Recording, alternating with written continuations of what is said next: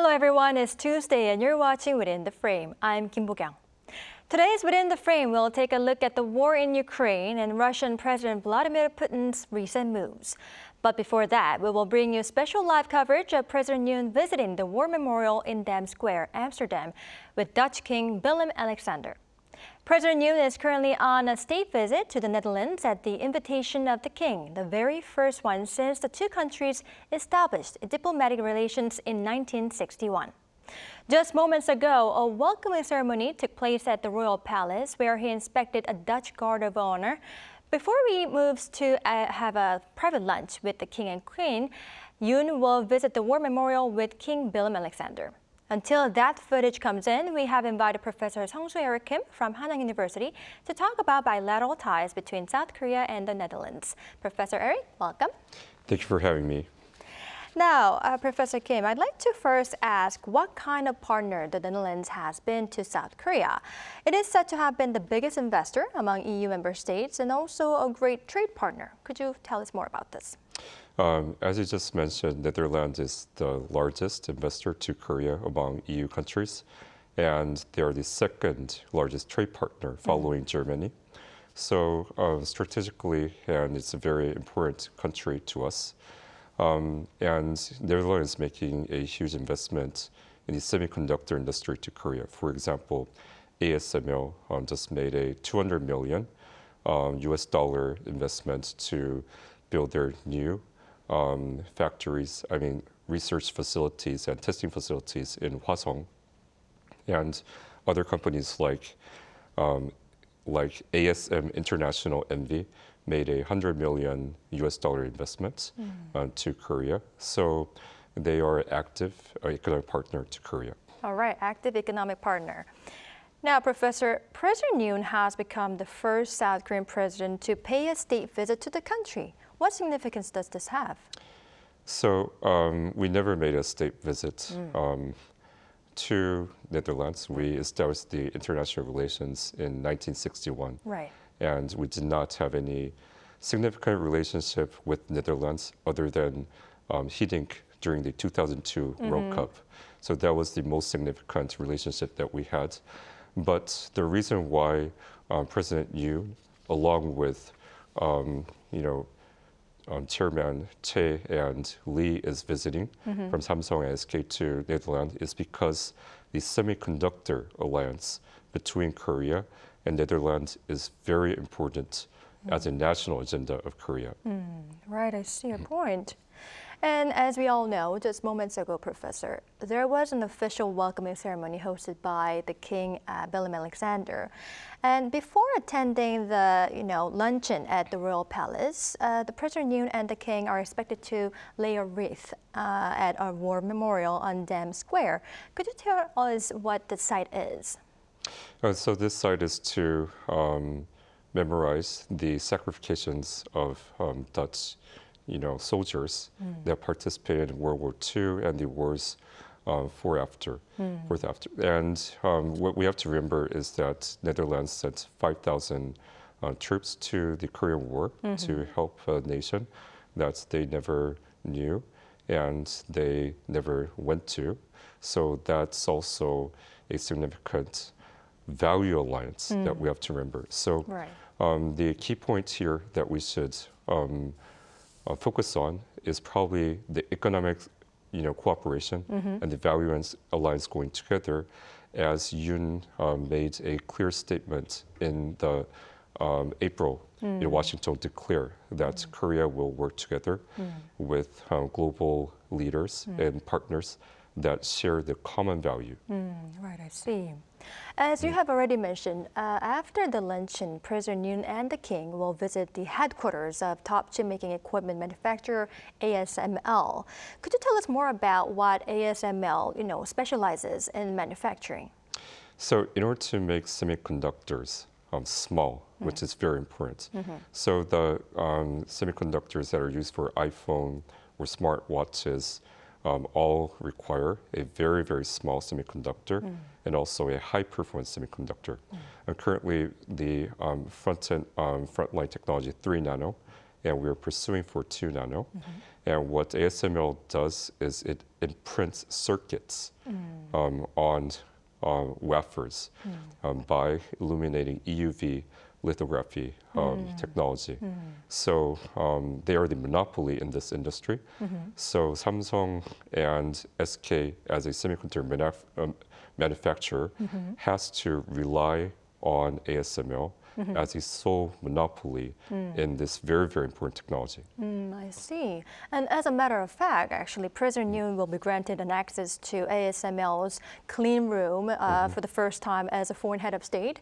And also, he'll be able to see the manufacturing process of the newest lithography machines. Could you tell us more on this? How significant is this? So we do not, Samsung and SK does not open up the factory to anyone as well, because it's a national security and also considered as a national, technological asset. So I think it's very symbolic to open up the clean room of ASML to our president, in the sense that it is a symbol of trust and further determination of cooperation. So we can look at this moment as a historical moment that we are trying to show our trust to each other and further develop the tight economic and technological alliance in the semiconductor industry. Right, so it's going to be a very much of a symbolic and historical moment. Yes. Right. Now, you have kept mentioning that this equipment, EUV equipment, is quite critical for global chip makers. And that is the main reason why the Samsung Electronics Executive Chairman Lee Jae-yong and, of course, SK Group Chairman Choi Tae-won are accompanying the president on this tour. Now, what kind of cooperation could they bring about with ASML? So we can think about a couple of areas in that. We can think about investment. So Samsung already has about 0.4% of the share of ASML. Of course, Intel has 15% of the share of ASML, so they're a larger controlling, it has a larger share in ASML, but it's a common strategy to co-invest in each other. And we can also think about co-investing in facilities. But what's more important, and the primary goal for the visit of Samsung's president and SK's president is to secure the supply of ASML machinery and equipment to our largest semiconductor factories. This year, we were not guaranteed to have supplied those machinery and equipment. It's very, very important for Samsung and SK to secure those equipments, because we are in the race of technological competition with TSMC over the 2 nano technology. And in order to make the 2 nano, so what a nano is a 1 to the billion of 1 meter. So in order to make the semiconductors smaller and smaller, you need a more advanced equipment to imprint the circuit in a much, much smaller space. So we're totally dependent on ASML on that domain. Is there any other alternative instead of ASML? No other? No. ASML is the sole manufacturer and supplier of the EUV lithography technology. And they used to only manufacture 40 machinery an year, which they plan to increase it by 60. But it's all semiconductor manufacturers lined up to ASML to secure those machineries. I see. Yeah. So it'd be very important to secure the EUV equipment in order to, keep up our chip industry. Broadening our view, Professor Kim, how would semiconductor collaboration with the Dutch in any way help to develop partnerships with other countries, for example, with the US and Japan? So US and Japan all needs a secure supply of semiconductor. That's the core of the Semiconductor Alliance to ensure a sustainable, secure supply of high-quality semiconductors. That's the reason why we agreed to get into this Semiconductor Alliance with the US and Japan and Korea, because Japan manufactures the critical chemicals used in the semiconductor manufacturing process. We manufacture the finest semiconductors. US buys our semiconductors. So if we can build a stronger relationship with ASML, then it ensures that we can supply and develop and supply a more secured supply of high-quality semiconductors, especially preparing for 2 nano, which we are behind of TSMC right now. Just this question just popped up in my head. How do we usually use this 2 nanometer chip? How do we use? So if we can make the chip more smaller, then we can put more chips in a same space. So that means that the quality of computation will go up. So 2 nano technology is essential for advancing AI technology and any kind of electronic goods performance. It's also important in preparing for the augmented reality and virtual reality and high frequency, high speed, telecommunication. Every area that we can think as a future technology will require a more advanced semiconductor, which is a reason why Samsung and our country is very, very keen about winning this technology battle, because the market size is 500 million US dollars, 500 billion US dollars, billion US dollars. And if we can win ahead of TSMC, then that will greatly contribute to our economic growth and prosperity. So that's the reason why the president and both presidents from Samsung and SK is visiting Netherlands at this moment.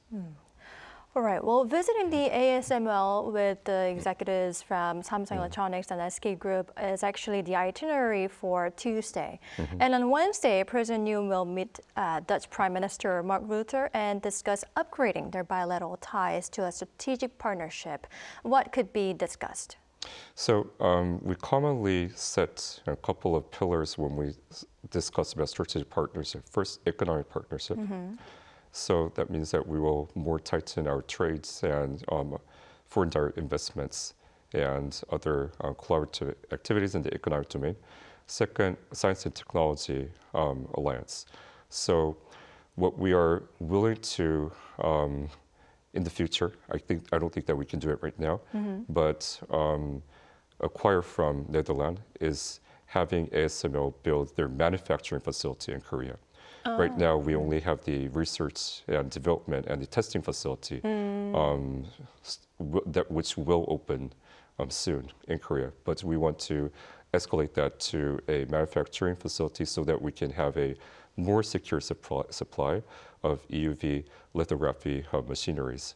So that will be one of the discussions that will elaborate as a,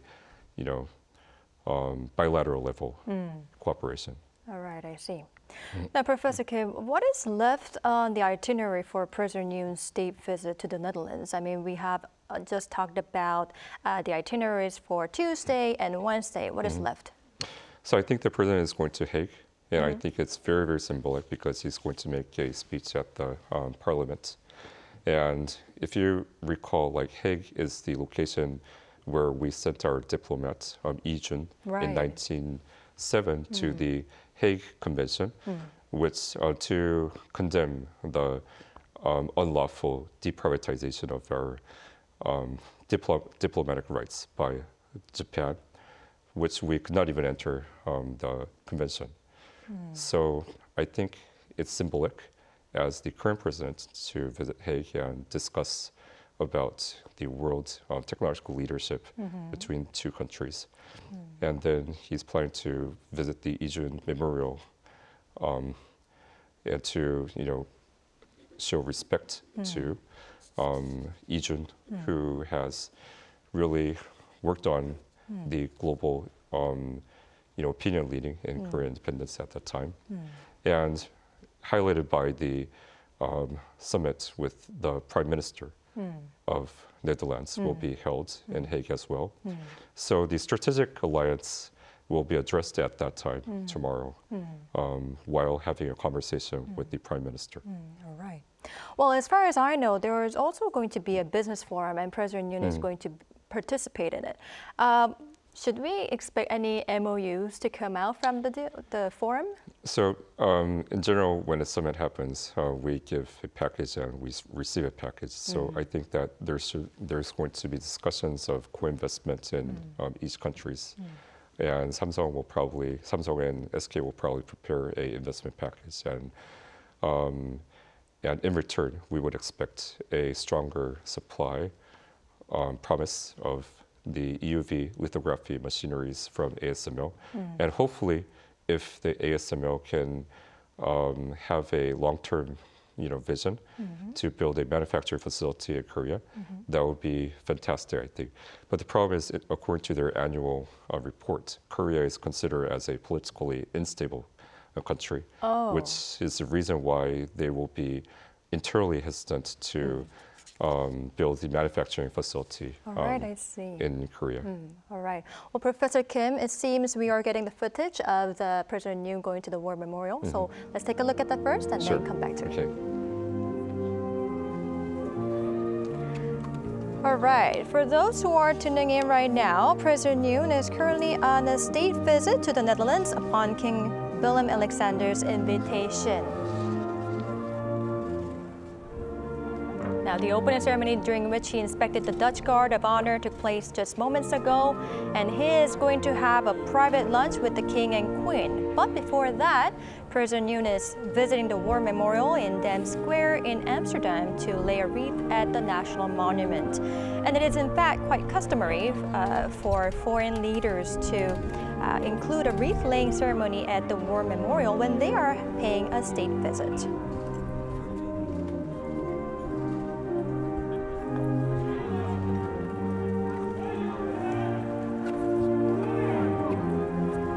It seems he is now walking toward the monument to lay a wreath.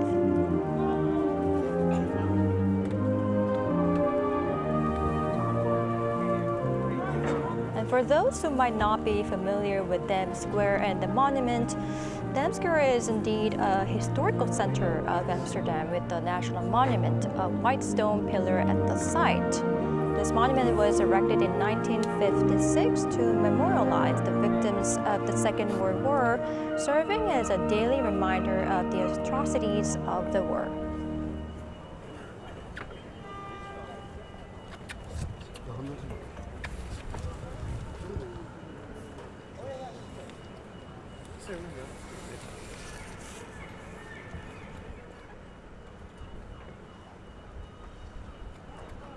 Now, in front of the memorial, there are two lion sculptures representing the Netherlands, one on each side. And the monument features four men at the center bound by chains, symbolizing the suffering of war, along with two men on left and right representing resistance. And on top of them, a sculpture of a woman cradling a baby symbolizes victory, peace, and new birth.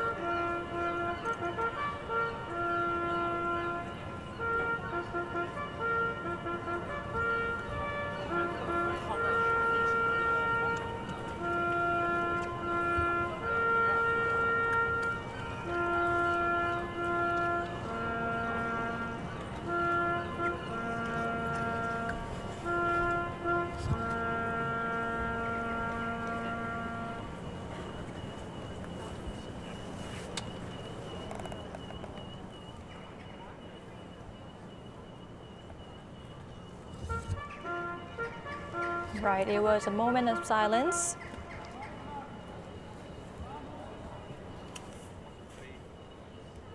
And it seems the President Yoon Suk-yeol and his First Lady they're trying to go back to the Royal Palace for the private luncheon with the King and the Queen.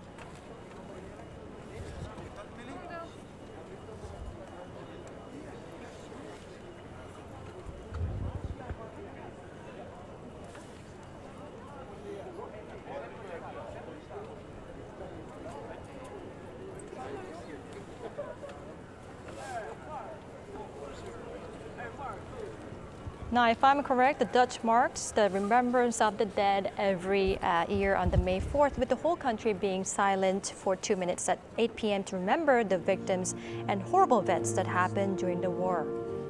And this monument is where the main event takes place. Many people put flower wreaths around the monument, and as the day after May 5th is Liberation Day, it is said the tourists can see many flower wreaths around the site at that time.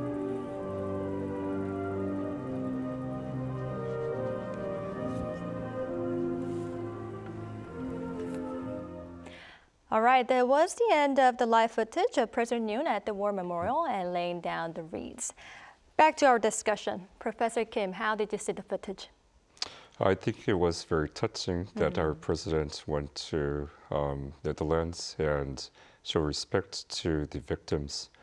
That also came to Korea to fight for a country that they did not know or they never have came to. And after more than 70 years, we come back and come as a strongest alliance of Netherlands is very symbolic in history, I think. All right. Well, I believe this will be our last question before I let you go, Professor Kim. How do you expect the bilateral ties to be boosted through this state visit? So following a state visit, business conversations should accelerate. So that is the purpose of why we have these state visits. So I think that at least we should have a discussion, accelerated discussion and escalated discussion in 3 areas. First, economic cooperation. How do we form a stronger trade alliance and a co-investing alliance? Second, research and development. So if you look at every summit that we make, the core agenda is how do we drive the research and development for the core digital technologies, including AI chips or quantum computing, whichever, which our country can be a good partner to others, will be an escalated discussion that we should make.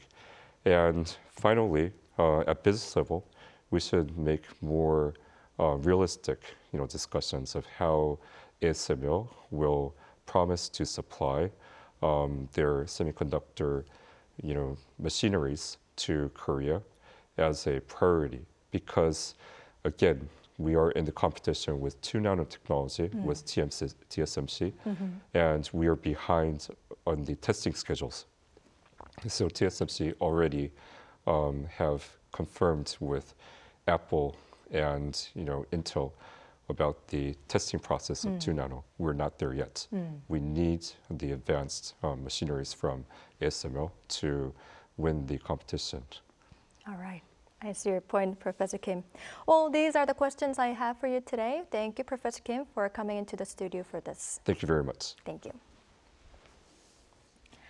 Now, to our regular segment of Within the Frame. Ukrainian forces hope to take back some of territory gained by Russia, but facing formidable Russian defenses and with winter setting in, their efforts are seemingly being stalled. And amid this difficult situation on the front line, Russian President Vladimir Putin has said that he would run for president again in the 2024 election.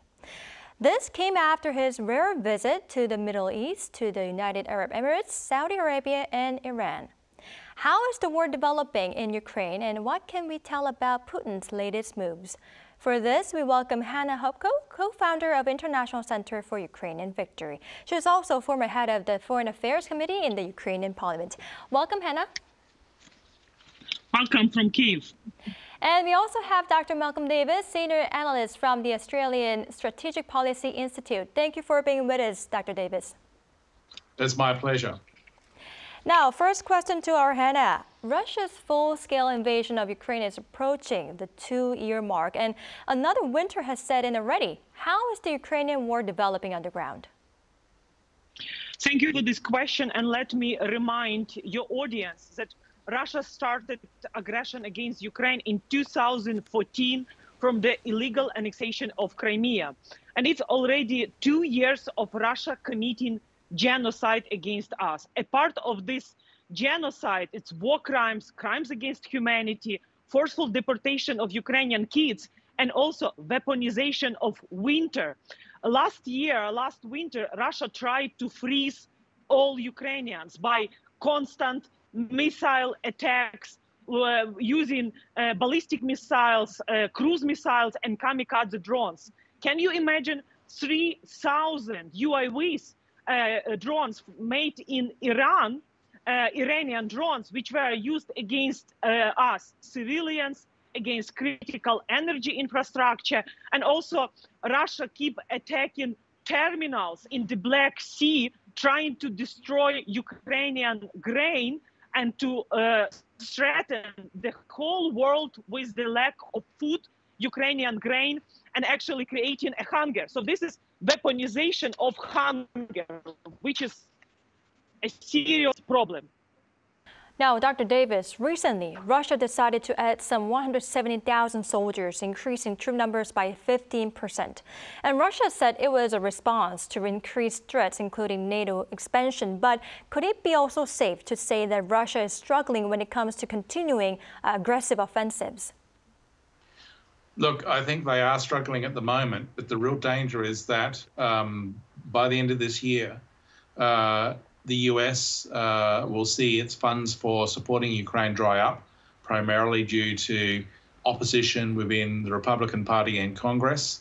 And that would then lead to a diminution of European support for Ukraine in terms of actual military hardware. So if that Western support dries up, then the tables could be turned by Russia, and you could see Russia start to go on the offensive again more effectively. At the moment, they are struggling, for sure.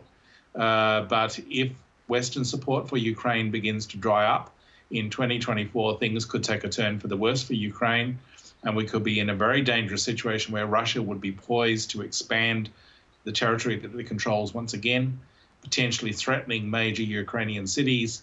And the last thing the West would want would be a Russian victory in Ukraine. Right. We are going to talk about how Western, aid could dry up. But before that, let's first talk about Putin's latest moves. Hannah, Putin confirmed that he will run for the Russian presidency in 2024, and it was announced after one lieutenant colonel from the Donetsk People's Republic, asked him to run again. What does this hint at? First, there is no Donetsk People Republic. There are Russian occupiers at Ukrainian territories. So let's remind me that there is no election in Russia, no free and fair elections. Everyone knows that during all elections, Putin always wins. And of course, it's very predictable for all these previous 4 terms of Putin who win the election. But I think the threat of Putin victory in the election next year is a threat for all of us, and especially for democracies globally, because now we see this is not just Russia fighting against Ukraine. It's also North Korea supplying Russia with munitions. It's also China providing humanitarian and not just humanitarian aid to Russia. It's also Iran, because we know about kamikaze drones made in Iran. It's also de-sovereignization of Belarus. So we have to talk about axis of evil fighting against Ukraine, but actually fighting against global democracies. So at stake, there is stability, peace, and security for all of us. This is why defeating Russia is a common goal for South Korea, Japan, Australia, for European Union, US. This is why I think we have to be very strategically thinking for next year by providing more weapons to Ukraine, that our armed forces can do the job by liberating all our territories, having long-range missiles like ATACMS, Taurus from Germany, because at stake security everywhere, Latin America, Indo-Pacific region, not just European continent. All right, I see your point that there is not going to be a free and fair election, Hannah. Now, Hannah, one more question. Opposition politicians in Russia said that they would fight against Putin's decision. But given that most of his opponents are imprisoned or disappear, the efforts of opposing sides are mostly meaningless, right? And if he secures his fifth term, what would it mean for the war in Ukraine? So first, I would like to stress that besides opposition, which are in prison, there are also representatives of republics, indigenous people, which are fighting against Putin regime because of their repressions, like people in Tatarstan, Bashkortostan, Udmurtia, Ichkeria, Chechens, good Chechens, which are fighting against a regime. So I think Putin is afraid of the protest of these national minorities, indigenous peoples living in different republics, what recently happened in Dagestan. So I think that we have to keep supporting Ukraine, because with victory of Ukraine and Russian totalitarian regime defeat, this is a window of opportunity for people in Moldova, in Georgia, in Belarus, and even inside Russian Federation. So I think Putin and his inner circle, which are afraid of tougher sanctions, confiscation of Russian assets, so they do care about their future and their kids, which are mostly abroad, enjoying luxury lives, life in Switzerland, in London. So I think the West should send a clear message that we will keep sanctions, and political will for confiscation of Russian sovereign assets will be implemented. This is one of the key economic pressure when Russian elites will start changing and become true opposition for current leadership, knowing that this is the end of Russian imperialism. Right, Hannah, I see your point. I cannot agree more. Now, Dr. Davis, before Putin made an announcement, Putin made a rare trip to the Middle East, visiting Saudi Arabia, the UAE, and Iran. Before we delve deeper into the details of the trip, what could have been the intention behind Putin's such visit? Look, I think you need to see Ukraine as just one campaign in a wider war between authoritarian states, Russia, China, Iran, North Korea, against liberal democracy states, NATO, the EU, the United States. I think that what you are seeing is a degree of coordination between Moscow and Beijing, which is highly significant, and between Moscow and Tehran. And it's no surprise that Putin would then go to the Middle East to try and gain favor and support from what is known as the Global South. So I do think this needs to be seen in a broader strategic context of a wider war that is longer lasting. Ukraine and the Israel-Hamas wars can be seen as part of this. And the key issue is, if we stop Russia in Ukraine and defeat Russia, decisively defeat Russia, rout them essentially, then we put that war to an end. We stop further attacks elsewhere. The concern is, if we fail, then we invite additional wars elsewhere in Europe, in the Middle East, and in the Indo-Pacific. Right, I see. So Ukrainian war is part of, Russia's campaign, and we are seeing a degree of coordination, like you said, between China, North Korea, Iran, and Russia right now. Now, Dr. Davis, delving a little bit deeper, included in the joint statement between Putin and Saudi Crown Prince Mohammed bin Salman was calling on all OPEC Plus countries to agree to oil output cuts. In what ways are they expecting the oil output cut to benefit each other? Well, if you reduce oil output, the price of oil goes up, which benefits the Russian economy, which allows them to buy more weapons to attack Ukraine. Simple as that. So by reducing oil output, it makes Russia richer. They can then go to the likes of China, North Korea, and Iran and buy weapons to attack Ukraine. Right, I see. Now, Dr. Davis, one last question regarding Middle East. Given that the UAE and Saudi Arabia are key players acting as mediators in the Israel-Hamas war. Could the Russian president's visit to such countries have any effect on the war, and how might it eventually affect the Ukrainian war? I think that it's in Russia's interest and also in China's interest to see the Middle East conflict, the war between Hamas and Israel, continue to extend because it distracts U.S. attention away from Ukraine. You'll notice that in many of the global news networks since October the 7th, Ukraine has dropped off the radar in many respects in terms of reporting. I think that it's in Putin's interest to see this continue. And so therefore going to the Middle East to try and basically act as a broker for a situation in the Middle East whereby peace somehow is restored, but ultimately Israel is denied its opportunity to achieve its goals against Hamas, actually benefits Russia in the longer term. All right, I see your point, Dr. Davis. Now, Hannah, back to Ukraine and support from Western allies. Hungary threatened to block moves by the European Union to give Kyiv almost $54 billion of support through 2027 and a green light for membership of the European bloc. Though the EU said that it will find a way to give financial support even if Hungary vetoes, how concerned is Ukraine right now? Of course, Ukraine depends on Western support, weapon supply, financial support. So it's the interest of the European Union that Ukraine defeat Russia, and the devastation is not going beyond the borders of Ukraine. So this is why I do believe that countries like France, Germany, the Netherlands in the EU, they will do everything possible using their leverage to talk to Orban, which is behave in the interest of Russia now by blocking this support to Ukraine.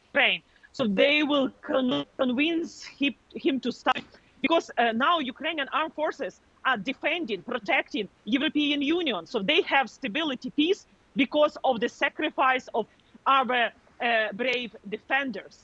And the price we are paying every day is heartbreaking. So this is why it's in the interest of the EU, by opening negotiations for Ukraine and providing 50 billions to make EU in the future as a geopolitical players to tackle all threats, all challenges coming from China and hybrid warfare methods, which are this axis of evil are using against the European Union. Ukraine now has one of the strongest and with unique competence armed forces. Ukrainian specialists are one of the best in cyber attacks. So Ukraine also has perfect technologies in digital sphere. So this is how we could contribute to the European Union security in the future as a member of the Union. But now it's a time to help Ukraine, to help yourself by helping Ukraine to defeat the enemy. And I think also European Union should learn the lessons that from 2014, Russia never stopped. So the goal of Russia is to divide and then actually to undermine the unity and solidarity within the EU. So, and now Russia, China, and some countries from Middle East united efforts against also the values of the European Union. So it's really important that even these 50 billions compared to the damages that Ukraine's economy are facing every day, we already, the infrastructure damage is more than 700 billion of US dollars. So this money is not enough for country when 30% of our economy has been damaged or destroyed. So this is why we do thankful for the support, but we need more to keep fighting and to defend European Union and ourselves from the enemies, and it's not just Russia. All right, I understand your point that it is time for European Union to help Ukraine because eventually Ukraine will be able to contribute in many ways. All right, well, Dr. Davis, not just the European Union, the U.S. is also in disarray over the plan to fund Ukraine, as Republicans oppose the bill saying it did not include the U.S. border security measures they wanted. How is Washington viewing the war in Ukraine right now? It's a real problem at the moment, and the real danger is that this year will end without any aid coming from the US to Ukraine, all because a group of Republicans can't distinguish between the essential challenge of meeting and defeating Russia versus this issue of border security along the US southern border. Really, I mean, when it comes down to it, dealing with refugees coming across the US southern border is far less important than defeating Russia in Ukraine and ensuring that Russia is not emboldened so that in a few years' time, having rearmed and regrouped, they launch an attack on NATO. Because an attack on NATO would be effectively a third world war. So the US needs to look out beyond their borders. They need to recognize that there is a world out there beyond the United States and start acting in concert with the European Union and NATO to defeat Russia. At the moment, all the indications are that the Congress, and particularly the GOP in Congress, the Republicans, are not going to do that. And so Ukraine will be left without the aid that it needs to win the war. And that is an absolute tragedy to allow Putin to snatch victory from the jaws of defeat. Right. So Republicans would have to, recognize that Ukrainian war is of the utmost importance. Now, Hannah, while stressing that approval of additional aid to Ukraine cannot wait, President Joe Biden said if Putin takes over Ukraine, he will not stop at attacking a NATO ally, but eventually will make American troops fight against Russians. How did you see such words? I think that not just every inch of NATO should be protected. I think Ukraine should receive everything needed to liberate all our territories. Because Russia already, by attacking the Black Sea, some part of Russian rockets were at Romanian territory. Romania is a part of NATO. So I think it's really important that Ukraine successfully making all counteroffensive operations with the weapon at the scale is needed. Because this approach, as long as it takes, it's a wrong approach. And after the full-scale invasion in 2022, unfortunately, Ukraine haven't received in time everything is needed. There were some artificial restrictions because someone was afraid of escalation. And now we are paying the price. And I do believe that the visit of President Zelensky to Washington, D.C. will keep this bipartisan support, explaining that victory of Ukraine is in the national interest of the United States, because America is producing more weapons, modernizing their weapons, and preparing for potential war with China in the future. And actually, Ukraine now is doing NATO job, eastern flank, protecting countries in eastern flank, like Baltic states, Lithuania, Latvia, Estonia, Romania in the Black Sea. Our armed forces are very creative by producing sea drones and destroying Russian Navy presence in the Black Sea. And I'm really very thankful to South Korea for, it seems like you are far away from Ukraine, but you are with us, helping us and understanding this geopolitical actuality of Ukraine defeating Russia as defeating a strong player in the axis of evil with their ambition of global dominance. And actually, they already destroyed the rule-based order, and now they want to shape their order without respect on territorial integrity and sovereignty. This is why U.S. credibility is at stake. U.S. leadership is at stake, and they need to help Ukraine as they promised, because the U.S. is a security guarantor when Ukraine gave up the third largest nuclear power in the world when Soviet Union was collapsed. Right. I mean, Ukrainian victory, it goes along with national interests of not just United States, but also other democratic countries. Now, I believe this would be our last question. Dr. Davis, I'd like to ask you, many experts say Putin is just eyeing how next year's presidential election in the U.S. will go. Is there any possibility that Western allies' funds for Kyiv will either end or be significantly curtailed? And in that case, what would happen to Ukraine? Well, look, I think that we need to be very worried about what a future President Trump would do if he wins in 2024 and then gains the Oval Office on January 20th, 2025. He's made it clear that he would supposedly end the Ukraine war in 24 hours. Well, frankly, the only way that he would do that would be to throw Ukraine under the proverbial bus by abandoning it and basically turning away and giving it to Russia. Now, the war would continue on as the Ukrainians would fight valiantly. But without that Western support, without the support from the US, without support from Europe, Ukraine would have only a very limited capability to resist.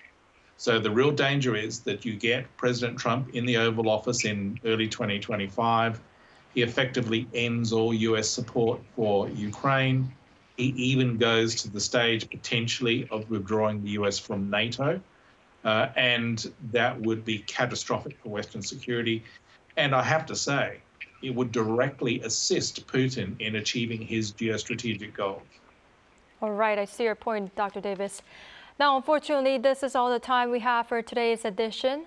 Thank you, Hannah and Dr. Davis, for your time and insights. We really appreciate it. Thank you. Thank you so much. God bless your work. And Russia is prepared for the war of attrition. And we have to be even more prepared for defeating the enemy. Thank you. All right. Thank you, Hannah. Now, that's all for Within the Frame tonight. We'll be back tomorrow with more in-depth stories. Thank you for watching and goodbye.